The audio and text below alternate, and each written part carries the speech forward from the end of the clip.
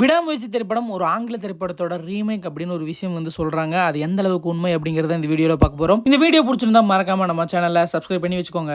1997 வெளிவந்த ஒரு அமெரிக்க திரைப்படமான பிரேக் டவுன் அப்படிங்கிற ஒரு மூவியை தான் தமிழ்ல ரீமேக் பண்ணி விடாமுயற்சி அப்படின்னு எடுக்கிறாங்க அப்படின்னு ஒரு நியூஸ் வெளிவந்திருக்கு. ஒருவேளை இருக்குமோ அப்படிங்கிற கேள்வி எனக்குள்ளேயும் எழுந்துச்சுங்க. அதனால பாத்தீங்கன்னா பிரேக் டவுன் மூவியோட ரிவ்யூ பார்த்தேன். ரிவ்யூ பார்க்கும்போது தான் ஒரு சில விஷயங்கள் வந்து எனக்கு தெளிவா தெரிய வந்துச்சுங்க. அந்த விஷயத்தை தான் நான் கூட ஷேர் பண்ண போறேன். இந்த வீடியோ முழுசா பாருங்க, சீரியஸ்லி இன்ட்ரெஸ்டிங்கா இருக்கும். லியோ திரைப்படம் எப்படி ஹிஸ்டரி ஆஃப் வயலன்ஸோட ரீமேக் அப்படின்னு சொல்றாங்களோ அதே மாதிரி நான் அடிச்சு சொல்லுவேங்க பிரேக் டவுன் திரைப்படத்தோட ரீமேக் தான் விடாமுயற்சி அப்படின்ட்டு. எப்படா சொல்ற அப்படின்னு கேட்டீங்கன்னா வாங்க பிரேக் டவுன் கதைக்குள்ள போலாம். அந்த படத்தோட ஓப்பனிங் சீனே பாத்தீங்கன்னா ஒரு மிகப்பெரிய பாலைவனத்துக்குள்ள ஹீரோ ஹீரோயின்ஸ் ஒரு கார்ல தனியா போயிட்டு இருக்காங்க. அதாங்க நம்ம அஜித்தும் த்ரிஷா அவர்களும். அஜித் த்ரிஷா கிட்ட என்ன சொல்றாருன்னு கேட்டீங்கன்னா, நம்ம கிட்டே நிறைய பேங்க் பேலன்ஸ் இருக்குது, நம்ம இந்த சமயத்துல ஒரு இடத்துல இருந்து இன்னொரு இடத்துக்கு குடிபெயர்ந்து போயிட்டு இருக்கோம், இது தேவையா அப்படின்னு கேட்கறாரு. எனக்கு ஒரு நல்ல மாற்றம் தேவை, போறதுல தப்பு கிடையாது அப்படின்னு சொல்லிட்டு த்ரிஷா சொல்றாங்க. இந்த மாதிரி ஒரு கான்வர்சேஷன் போயிட்டு இருக்கும்போது பின்னாடி பாத்தீங்கன்னா வாட்டர் பாட்டில் எடுக்கலாம் அப்படின்னு சொல்லிட்டு பின்னாடி திரும்புறாரு. அப்ப பாத்தீங்கன்னா ஆப்போசிட்ல ஒரு கார் குறுக்கா வருது. சடனா இந்த கார் குறுக்க வந்ததுனால அஜித் சாருக்கு என்ன பண்றதுன்னு தெரியல. அப்படியே ஒரு வழியா கட்டல்ல அடிச்சு அந்த இடத்துல இருந்து அப்படியே மூவ் ஆகி போயிடுறாரு. புது கார் வேற, கார்ல ஏதாவது இடிச்சிட்டோமா இல்ல ஸ்கிராச் ஏதாவது ஆயிடுச்சா அப்படின்ட்டு வழியில வர ஒரு பெட்ரோல் பங்க்ல நிறுத்தி செக் பண்ணிட்டு இருக்காப்ல. அப்ப அந்த இடத்துக்கு பாத்தீங்கன்னா அந்த கார் குறுக்கா வந்துச்சு இல்லைங்களா, அந்த காரை ஓட்டிட்டு வந்த நபர் வர்றாரு. அதாங்க இந்த நபர் யாருன்னு கேட்டீங்கன்னா தமிழ்ல ஆரவ் தான் பண்றாரு இந்த கேரக்டர். ஆரவ் என்ன சொல்றாப்ல, அஜித் கிட்ட கார் நல்லா இருக்கு, லெதர் பினிஷிங்லாம் சூப்பரா இருக்குது அப்படின்னு சொல்றாப்ல. அஜித் அவர்கள் தேங்க்ஸ்னு சொல்றாரு. இதெல்லாம் போட்டிருந்தா நீ பெரிய ஆளா, கார் இவ்வளவு கேர்லெஸ்ஸா ஓட்டிட்டு இருக்க, கொஞ்சம் விட்டுருந்தா என்ன செதுக்கி இருப்ப அப்படின்னு சொல்லிட்டு அவன் வந்து திட்டிட்டு இருக்கான். உடனே தலை என்ன சொல்றான்னு கேட்டீங்கன்னா என் மேலதான் தப்பு அப்படின்னு சொல்லிட்டு அங்கிருந்து அப்படியே நழுவுறாரு. அங்கிருந்து மூவ் ஆன ஒரு 5-6 கிலோமீட்டர்லயே பாத்தீங்கன்னா கார் வந்து ப்ராப்ளம் ஆகி நின்றுதுங்க.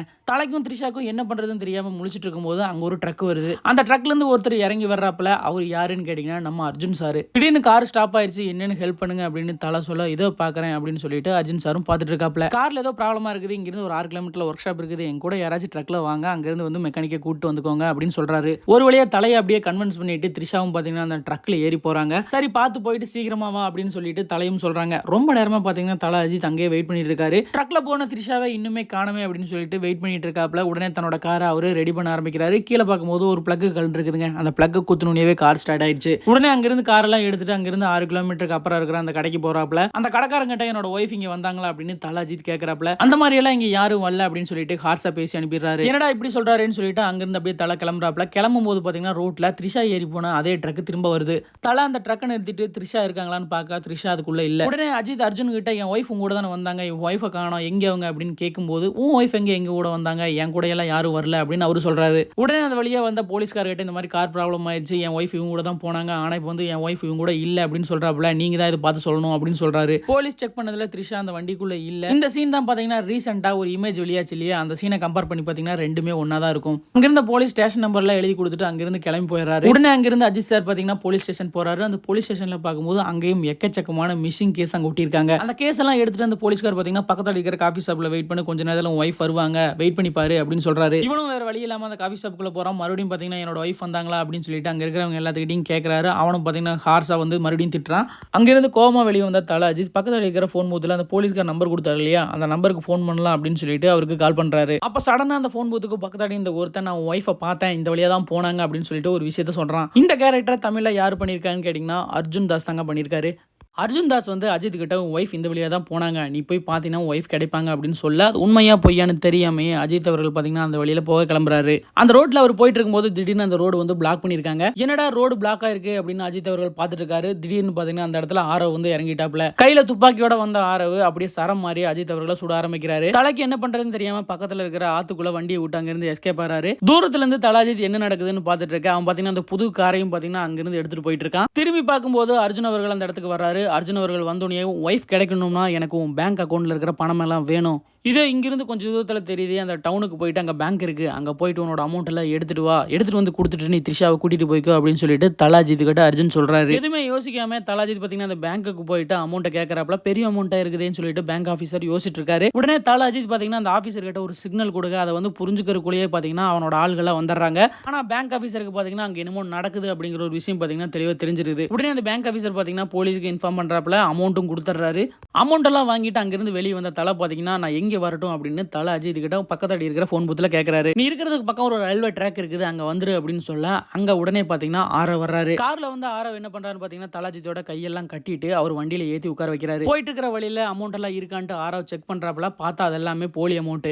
தல சிக்னல் கொடுத்த மாட்டிக்கு பேங்க் ஆஃபீஸர் பார்த்தீங்கன்னா போலி அமௌண்ட்டை வச்சு அவங்க கிட்ட கொடுத்துறாரு. இந்த கான்வர்சேஷன் எல்லாம் போயிட்டு இருக்கும் போதே கையில் இருக்கிற டேப்பை எப்படியோ தல அஜித் அத்துட்டு அப்படியே ஆரவ் அடிக்க ஆரம்பிக்கிறாரு. அந்த கார் சீக்வன்ஸோட ஃபைட் தான் நீங்க எல்லாம் பார்த்துருப்பீங்க. ரீசெண்டாக பார்த்தீங்கன்னா தல அஜித்துக்கு ஆக்சிடென்ட்ல ஆச்சு, அந்த சீன் தாங்க அது. ஆரவ் கிட்ட என்னோட ஒய்ஃப் எங்கன்னு தலை கேட்க வழி தாங்க முடியாம ஆரவும் பார்த்தீங்கன்னா இருக்கிற இடத்த சொல்லிடுறாரு. அவனையும் கூட்டிட்டு அந்த இடத்துல இருந்து கிளம்பும்போது திடீர்னு அந்த முன்னாடி இருந்த போலீஸ்கார் பார்த்தீங்கன்னா அந்த இடத்துக்கு வந்துடுறாருங்க.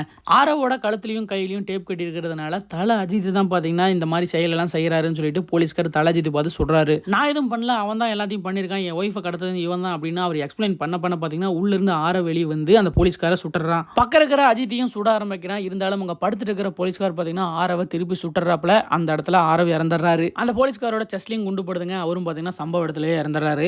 உடனே அங்கிருந்து தல அஜித் பார்த்தீங்கன்னா ஆரவ் சொன்ன இடத்துக்கு அவர் கிளம்பி போறாரு. அங்க பார்த்தீங்கன்னா எக்கச்சக்கமான ட்ரக்ஸ் எல்லாம் நிக்குது. அதுல தன்னோட ஒய்ஃப் எந்த ட்ரக்ல இருக்காங்கன்னு தேடிட்டு இருக்கும் போதே பார்த்தீங்கன்னா அர்ஜுன் அவர்கள் அங்க என்ட்ரி கொடுக்குறாரு. அங்கிருந்து ஒரு ட்ரக் அர்ஜுன் அவர்கள் எடுத்துட்டு கிளம்புறாப்புல அந்த ட்ரக்ல பார்த்தீங்கன்னா தல அஜித்தும் எப்படியோ ஏறிறாரு. அந்த ட்ரக் பார்த்தீங்கன்னா கடைசியா அர்ஜுன் அவர்களோட வீட்டுக்கு போகுது.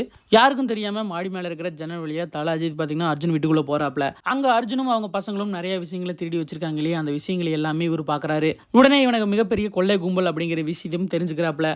அர்ஜுன் தாஸ் அவங்க ஃபேமிலி எல்லாருமே உட்காந்து சாப்பிட்டு இருக்காங்க. திடீர்னு பாத்தீங்கன்னா அந்த இடத்துல துப்பாக்கி கையுமா பாத்தீங்கன்னா தல அஜித் வர்றாரு. என் ஒய்ஃப் எங்க இருக்காங்கிற விஷயம் உனக்கு தெரியும், உங்க வீட்டுல தான் இருக்காங்க, தயவு செய்து என் ஒய்ஃப் ரிலீஸ் பண்ணு, இல்லைன்னா வந்து எல்லாத்தையும் சுற்றுவேன் அப்படின்னு சொல்றாரு. இந்த சீன் சம்பந்தமான பிக்சர் தான் இந்த பிக்சரா இருக்கும்னு நினைக்கிறேங்க. அர்ஜுனோட கடைசி பையன் தலையை சுற்றுவேன் அப்படின்னு சொல்லிட்டு துப்பாக்கி கையுமா நின்னுட்டு இருக்கான். அவனை சுற்றுன்னு அர்ஜுன் சொல்ல அவனும் பாத்தீங்கன்னா சுட ஆரம்பிக்கிறான். அந்த குண்டு பாத்தீங்கன்னா தவறி இன்னொருத்தர் மேல பட்டு அவன் இறந்துடுறான். உடனே தல அஜித் பாத்தீங்கன்னா தன் கையில் இருக்கிற துப்பாக்கியை வச்சுட்டு நீ மட்டும் என் ஒய்ஃப் ரிலீஸ் பண்ணல, உங்க எல்லாத்தையும் சுற்றுவேன் அப்படின்னு சொல்ல வேற வழி இல்லாம பாத்தீங்கன்னா த்ரிஷாவை ரிலீஸ் பண்றாங்க. அஜித்தும் த்ரிஷாவும் கார்ல தப்பிக்க அவங்கள ஃபாலோ பண்றாங்க வில்லன்கள் எல்லாருமே. அங்க மிகப்பெரிய கார் சேசிங் சீன் எல்லாம் நடக்குது. ஒவ்வொரு வில்லனா சாகுறானுங்க. கடைசியா பாத்தீங்கன்னா அர்ஜுன் அஜித் எல்லாருமே ஒரு பாலத்துல தொங்கிட்டு இருக்காங்க. ஒரு வழியா பாத்தீங்கன்னா அர்ஜுனையும் கொண்டுட்டு அங்கிருந்து அவரு தப்பிக்கிறாரு. இந்த படத்தோட டியூரேஷன் பாத்தீங்கன்னா கரெக்டா பாத்தீங்கன்னா 1.5 மணி நேரம் தாங்க வருது. ஆனா கண்டிப்பா விடாமுயற்சி படத்துல பாட்டு வச்சிருப்பாங்க, சென்டிமெண்ட் சீன், ரொமான்ஸ் சீன், இந்த மாதிரி நிறைய விஷயங்கள் வச்சிருப்பாங்க. அதே மாதிரி அஜித் அவர்களோட பில்டப் சீன் சொல்லிட்டு எக்கச்சக்கமான விஷயங்கள் உள்ள இருக்குன்னு நினைக்கிறேன். விடாமுயற்சி டீம் ரிலீஸ் பண்ண போட்டோஸுக்கும் இந்த கதைக்கும் நிறைய சம்பந்தம் இருக்குதுன்னு நான் நினைக்கிறேன். நீங்க என்ன நினைக்கிறீங்கன்னு மறக்காம கமெண்ட் பாக்ஸ்ல கமெண்ட் பண்ணிருங்க.